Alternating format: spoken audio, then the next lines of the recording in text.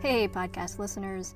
Welcome to the Sustainable Travelogue, a weekly podcast of conversations with tourism experts and emerging voices from around the world about their work helping us travel better forever. I'm your host, Kathy Eow. For some of us who have traveled to Southeast Asia, riding an elephant is the one activity we made sure we did, and the one activity we probably felt really bad about having experienced. Even after researching and choosing the most ethical elephant camp to visit, in retrospect, we're left with a gnawing sense of doubt. Should I have done that? But what if we're asking the wrong question? In this episode, Dr. Pakkanut Bansiddhi of the Center of Excellence in Elephant Research and Education at Chiang Mai University in Thailand gives us scientific insight into the complex and confusing topic about elephants and tourism. Our conversation continues an earlier discussion about her research on elephant welfare in camps across northern Thailand that she presented at the Global Sustainable Tourism Council's Asia-Pacific Conference in March. Listen as Dr. Bansiddhi tells us how elephants react physically and emotionally to work activities such as riding, her own surprise at what she found throughout the research, and who inspired her to dedicate her life to these extraordinary animals. You conducted a huge research study on elephant welfare in Thailand. Can you just give a brief overview of that research? Yeah, we have done, actually not only me, but another one PhD student. So two of us have done quite big elephant welfare project in captive elephants used in tourism in northern Thailand, just in the north, like Chiang Mai, Chiang Rai, and Mae Hong Son province. And one of the things that struck me in your presentation, and one of the findings of that research, was the stress levels of the elephants and the cause of that. You found that observation-only work caused higher stress than, say, riding. Can you just talk a little bit about that? Yeah, in our study, we collected fecal samples and analyzed the we call fecal glucocorticoid metabolite concentration inside the feces of elephants, and we used we call ELISA, enzyme-linked immunosorbent immunoassay, to analyze this hormone. So this hormone will released in response to stressful situation. So we choose this hormone to monitor the stress level in captive elephants, because this kind of hormone are used in human and also several animals in the term of monitoring of the chronic stress. So we choose this hormone, and we found that, yes, as you said, we found elephants that work in the observation-only program had the highest stress hormone levels compared to other types of work. So higher than the riding elephants. And did that surprise you and your team? Yes, yeah. Sure. Yeah. Yes, because first we thought about riding with a saddle had the highest hormone level because very intensive activities like work all day and carry heavy people, something like that. Yeah, but yeah, Just the heavy phalang. Yeah, these results surprised us, and we tried to find elephant studies and try to find the explanation for this result, and we conclude that it may caused by the boring situation, because this camp observation only program, elephants don't have to walk, don't have to interact with mahout or tourists or any people, just stand, play together with the group of elephants, and mahout may feed some grass and banana and sugarcane and other fruits every day. So do like this every day and walk very less than 2 kilometers per day. So it's like there are physical consequences and social consequences. Yes. It seems. Yeah. So Yes. so being sedentary and not having any interaction and socialization. Yes, yes. So we think about the low activity, low walking, low social interaction. Yeah, we think that this kind of thing is the source of stress in this group of elephants.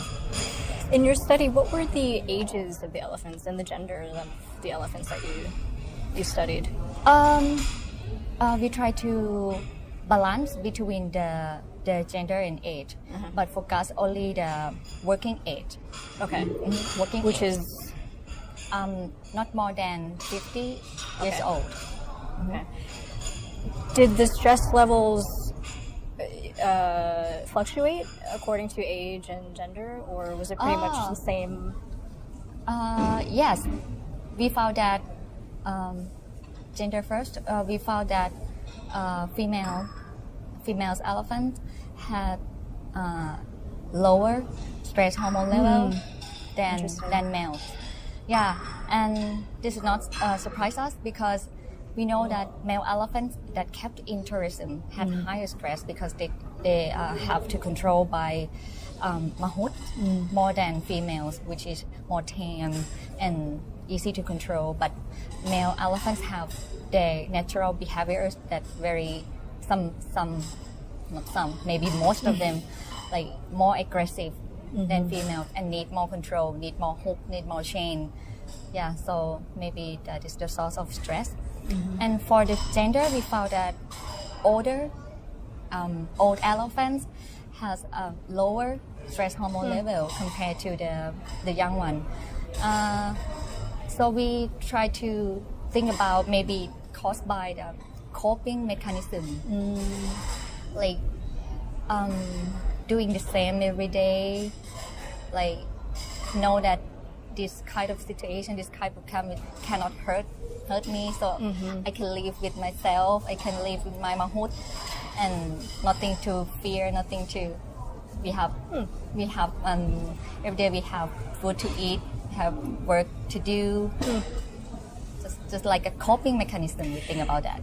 It's interesting because I consider myself an animal advocate. I love animals and animal welfare and very aware and conscious. And yet, from a tourist perspective, I visited elephant camps and have ridden them, and I'm a little bit confused about whether I feel good or bad about that. But it's interesting because I never. Obviously, I wanted the animal to be treated well, but I didn't go into it thinking about the welfare like a human, like stress levels or being sedentary, is that bad or good? And when you were presenting, I was thinking that a lot of this is very much, you could talk about it in the context of humans and taking care of humans. But that's just like the thinking. You really need to switch your thinking. But it's really no different. Taking care of humans, take care of yourself. Yeah. Yes. Yeah. And because our objective is to do something science, we need science to prove this kind of thing. We don't want to use our own opinion without monitor anything. So we have the knowledge of the health and welfare assessment in other animals. So we use that to adapt and use in to assess the welfare in captive elephants. It's quite new. I think our study is the first in Asian country. Yes, because before this work, a lot of studies have done in the U.S. in the Western. Yeah. So, but not in Asia. Not in Asia. Yeah. So this is quite new. Well, and hopefully it will attract attention and influence others to do future studies. What was the reception of the camps and the staff and the local people in those communities when you were going in and saying that you wanted to do this scientific research? they're happy and Were they? They want to know the results. Ah. Yes, they want to know the results because they're confused as well. They confuse the same. They cannot say like strongly that my activity is perfect or is the better than that.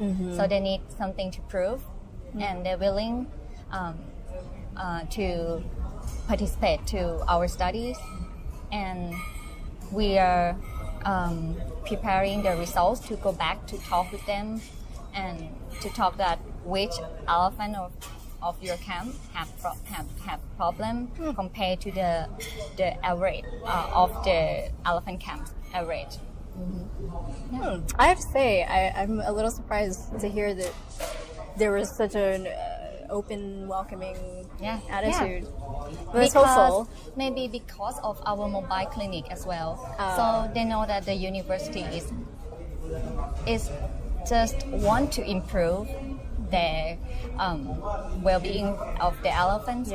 Not try to do something like more difficult or do something bad with them. Just want to help them and try to find the best thing for them. So and also we had a mobile clinic that helped several hard situations with them. So they're willing to participate to the study and participate to any research. That's good. That's hopeful for the future. Yes. I guess that I think it was Randy who said earlier, most people want to do good. They want to do the right thing. They just need to know what that is. Yes. So that's good. Yeah.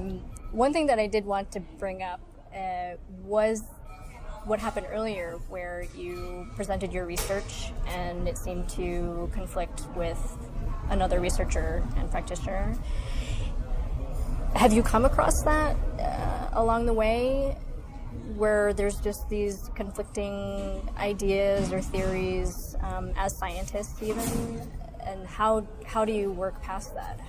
Particularly in thinking of the interest of either the tour operator or the tourist. I mean, how can we come to a consensus and disseminate your information and your knowledge to do the best for the animal? We just do our best, like try to do the right thing, try to use science to talk with them, not any our own opinion, but use what the result that we find from the peer-reviewed international journal and reviewer that help us to correct our research and try to publish as much as we can. And we can talk. I mean, we can open our mind to know other studies. So there are several studies out there and several opinions, and we just try to use science to answer. And this is not the only one study. It is not enough. We need more and more studies, and maybe our study is not correct in one day, maybe. So we need more and more, and we can cooperate together. We can help together between university and the tourism agency, elephant camps, and the NGO, and the Western Zoo, something like that. So we can cooperate together and find the. Are you planning any more research in the near future? Yes, and at the faculty, we study in depth about the effect of riding and no riding, the effect of the saddles, and we plan to study about the stereotypic behavior, the abnormal behavior. So we focus on we use health and welfare indicators in all of our research studies. So many studies, welfare studies. And how are you spreading this information or sharing it? We try to write the articles and publish in the peer-reviewed international journals. Because in this way, people around the world can download and read. And we have to go back to elephant camps as well to translate the science to the normal language. Yeah. The basic language. So anyone can understand. And we have Thai National Elephant Day and National Elephant Meeting, something like that. So we try to propagate this kind of work out there to elephant camp owners, managers, and mahouts. So they will know how to change their management. Good. Yeah. You obviously love elephants. Sure. You must. You worked at a camp and now you're doing research to help them. Yeah. Have you always been interested in elephants? Or? That happens when I study in the last year at bachelor degree. I met Dr. Chachot. He's very handsome at the time. And just nothing about elephants, but just want to work with him. I'm not sure who is him, but he graduated from the outside Thailand and looked very smart. So just talk to him and like, do you have any project for me to do? And he said elephant, and I just okay. And then I went to elephant camps and collect blood samples. We did the blood project and fall in love until and then master and PhD, and now I got a position at the faculty to be a lecturer. Oh, great. In the elephant clinic. That's a good natural progression, I think, for you. Great. Yeah. Well, the elephants, I'm sure, very grateful for you and your colleagues. So Thank you. Thank you so much for sitting down with me. This was a pleasure. Okay. You're welcome. Thank you. Dr. Bansiddhi's presentation at the Global Sustainable Tourism Council's Asia Pacific Conference was live streamed on the GSTC's Facebook page. So to learn more about her research and to watch the full panel discussion, visit www.facebook.com/Global Sustainable Tourism Council. Tune in next week to hear from Dr. Chui Mitrop, Deputy Director General of DASTA, the Designated Areas for Sustainable Tourism Administration in Thailand.